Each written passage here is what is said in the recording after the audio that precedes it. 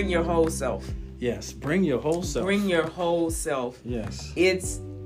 You are not doing yourself any justice. You're actually creating conflict within yourself when you don't bring you. Yes. And I learned that back when I was in the Sergeant First Class in 2011, that being, why am I miserable? Why am I doing all of these great, wonderful things? I'm checking all the box, but why am I suicidal? Mm-hmm. Because I was at conflict with me. Mm-hmm. I thought I had to be two different people. Yes, that's and good. It's difficult to try to live in two different worlds when it's just I'm the one person.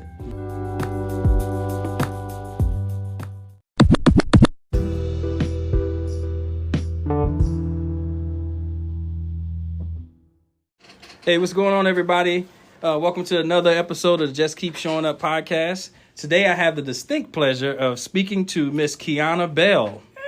What's going on, Kiana? How are you doing? What's up, man? Yes, this is great. I really appreciate you taking the time to do the interview and just willing to be a part of the show. So, of course. Like we always do on the show, we want to start out with just talking about background and anything you want to share about yourself, background of who you are, so the people know. Okay. Who's talking to them. All right, who's talking to him? Me. I'm talking to him. Yes. All right. So my name is Kiana. I am born and raised in Memphis. Okay. So not too far from here. Big family. 2 sisters, 3 brothers. I'm the oldest of them all. So I kind of been a mom my whole life, Okay. so to speak. And then I joined the military, and it feels like I'm still a mom for people that I did not birth. I got 2 kids. Both of them are adults now, doing well in life, and I'm still hanging in there. All right. That's good. Okay. So, this is the Just Keep Showing Up podcast. Yes. And what are some things that you do for yourself to just keep showing up? And as I often share on the podcast, it started out with me as Just Keep Showing Up was trying to get to the gym. Mm-hmm. And then I realized just surviving the day was important. So, yeah. So, so what do you do for yourself to just keep showing up? I think the responsibilities I have in the Army kind of set the framework for me to show up. Okay. Right? I have a lot of people that rely on me, that depend on me, that I'm responsible for. Okay. And in understanding their needs, and my responsibility to meet those needs, okay, I'm kind of obligated to show up for them. Mm-hmm. But I don't just show up for them in the sense of a leader. I show up for them as a person. Right? Okay. Yes. And being able to share who I am and being very transparent, the very transparent person that I am. Yes. Kind of motivates me to continue doing that. Okay. Right. Yeah. I share very personal stories with my soldiers that most leaders don't share. Yes. And I see the growth in them, and that in turn helps me grow. Okay. Or continue to grow. Okay. Would you say that you allow yourself to be vulnerable with your soldiers? Very much so. Yeah, Much so. I think like within relationships, whether that's an intimate relationship or with a friend, vulnerability is almost like that glue. It kind of like you present yourself and you show that you are a human. And it doesn't take away from the fact that you are the leader and you are the one in charge. Yes. You remain in charge and in control, but you still allow a person to see you. I think that vulnerability is part of being authentic. Yes. And if people know that you're authentic, they're more willing to follow you. They're more willing to do what is necessary to get things accomplished. They're more willing to share with you. So you get ahead of a lot of problems because they know I can go talk to this person. They're not going to judge me. Yes. They've probably had a similar situation or experience, and they're willing to share that. Yes. And I think it strengthens not only that relationship between the two people, but it also benefits organizations overall. Okay. Yeah, okay. And if you don't know, I'm sitting here talking to Command Sergeant Major Kiana Bell. She's very humble, so she probably wasn't going to say that. But she's a Command Sergeant Major in the Army, in the Chemical Corps. And she's right now at a battalion level, and she was selected to go to a level above. So that kind of speaks to who she is and how people view her in her profession. But something I want to share, because this episode will actually be airing during Black History Month. And I often say with women in the Army, specifically Black women in the Army, African-American women in the Army, you kind of up against I won't say the tradition of the Army, but kind of how the Army's structured. Not up against it. I don't want to say it that way in a negative light, but you're showing up kind of as a black woman, and there's challenges. There's definitely diversity in the military, but there's challenges in the Army that some people may not think about when it comes to African Americans or black women specifically in the Army. It's something as simple as like maintaining your hairstyle. You go to different duty stations, different places. Yes. And you may not always have the ability to the services that you have, So I think it's so impressive that you continue to progress, even when that's up against you. You know what I mean? So I think that's anything you want to like insight on that or like to share. You learn very early on in your career, as a woman and more specifically as a black woman, that there are services and resources that are not necessarily designed for you. Mm-hmm. Yeah. So you develop a community, right? Yes. And something as simple as like you said, doing your hair. Your hair is like mine, and your hair is like mine. Let's see what we can do with it so that we maintain the standard that we have to abide by, but also take care of ourselves and not lose ourselves in, or lose our sense of womanhood. Yes. And that's a struggle a lot of times. Mm-hmm. Yeah. And I think it was the same for men as well, black men specifically, but it's much easier to find, just using the hair thing, a barbershop that can cut a black man's hair than it is to find a beauty shop that can do a black woman's hair. Yeah, yes. So it's you develop communities within the community so that you can find support, not just for services, but support because they understand what you're going through. Mm-hmm. Okay. That's critical. Yeah. And I think that's what enables us to continue progressing. And another thing that I found is in that sisterhood that you have to develop out of necessity is that you find your biggest cheerleaders are there. Okay. Like it's like when one of us make it, we all made it. Like, yeah. That's really good. Okay. So all right, it's one other thing I want to touch on that I know that you are very in touch with or passionate about. You were raising 2 black men. Yes.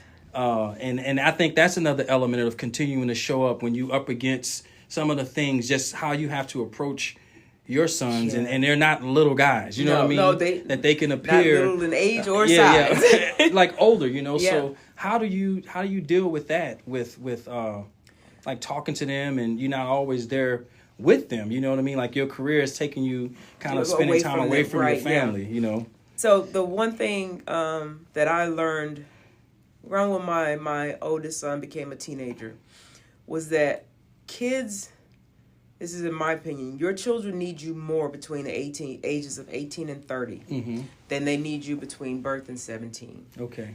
Between birth and 17, they're in your house. Okay. You have very much control over where they go, who they go with, what they do. It's very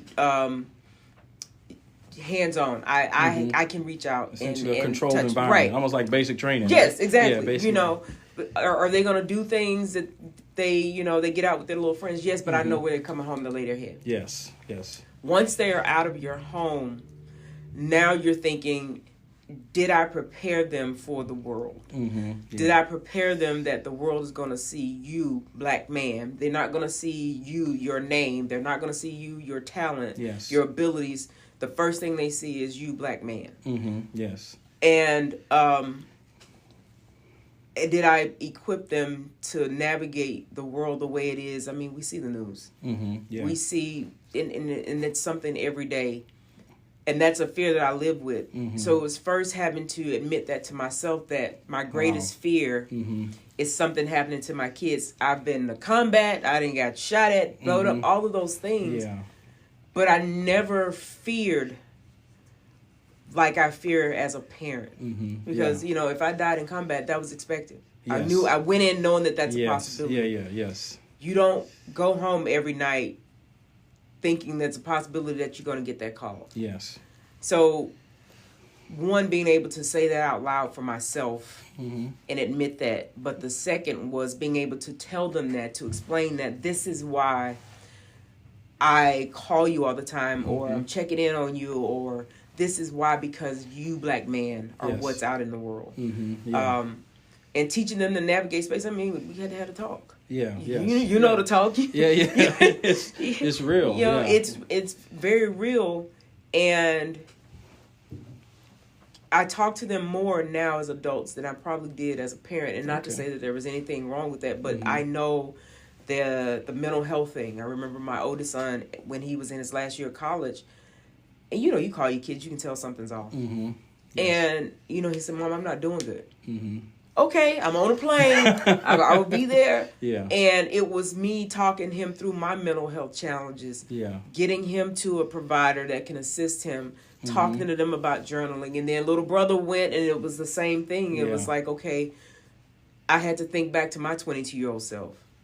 It's like, I wish I had the resources then. So it's being honest. It is being completely transparent with them. Yes. And you know, not to, you tell your kids you can do anything, say yes you can, but you black man is what they see first. Yeah, just teaching them how to navigate the space. Yeah, and not saying that it's limited, but it's just almost like it's raining, you got an umbrella. You got an umbrella, you got to be prepared for it, right? Yes, you got to be prepared for it. Okay, all right, this has been really good. So my last question, so if somebody listens to this and what you're sharing resonates with them, what is some advice that you think you like to give someone that's out there?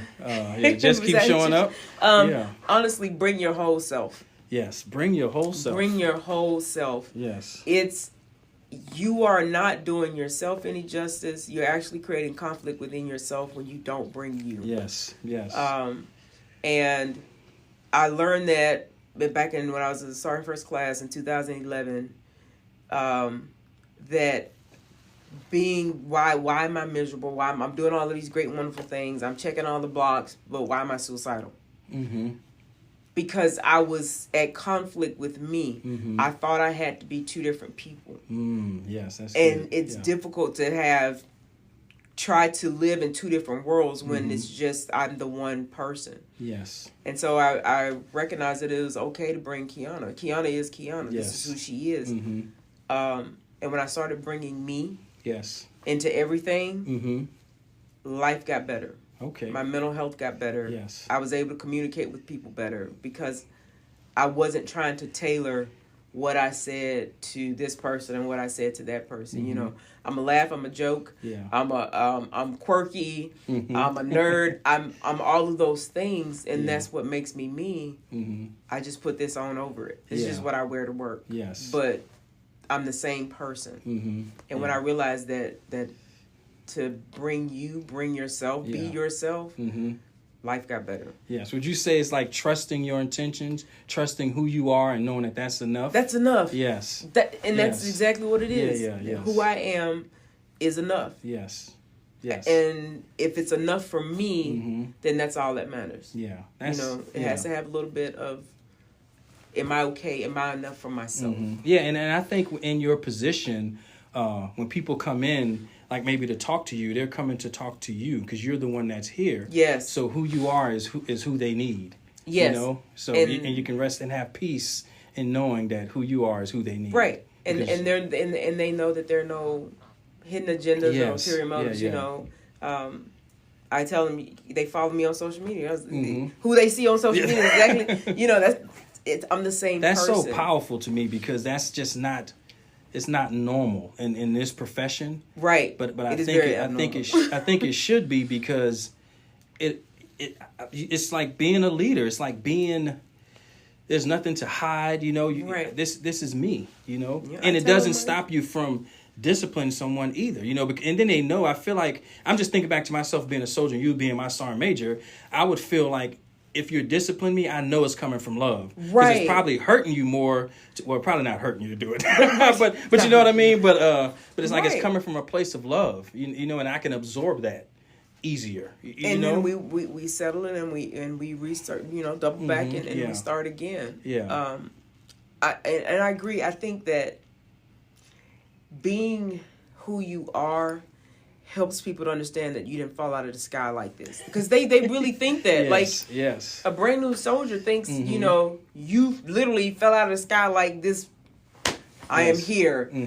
But when I tell them about in basic training, you know, I beat 2 of my dang on battle buddies up, and then the third one beat me up, and we're still friends to this day. They you know, they go, what? I was like, you know, I did dumb things as a trainee. I did dumb things as a young lady. Yeah. I did, you know, I had crushes. I did, for them to hear that you're a person. Yes.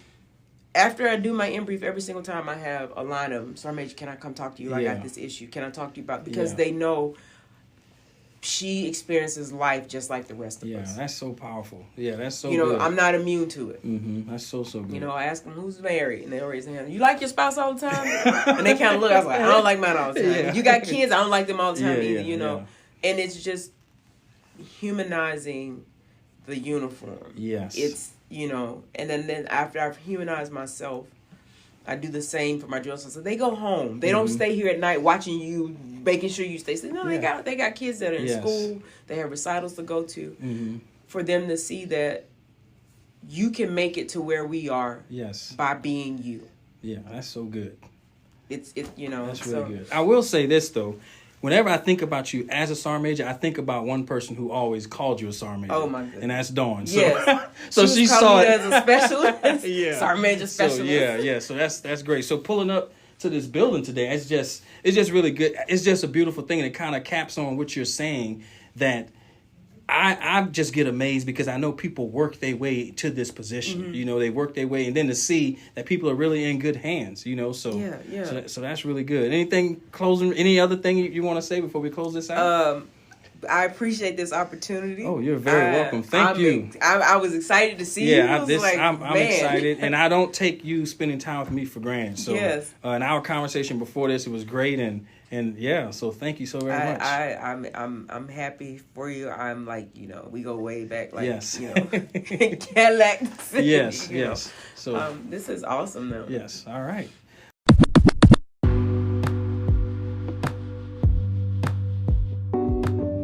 Thanks everybody for checking out the show. Until next time, peace.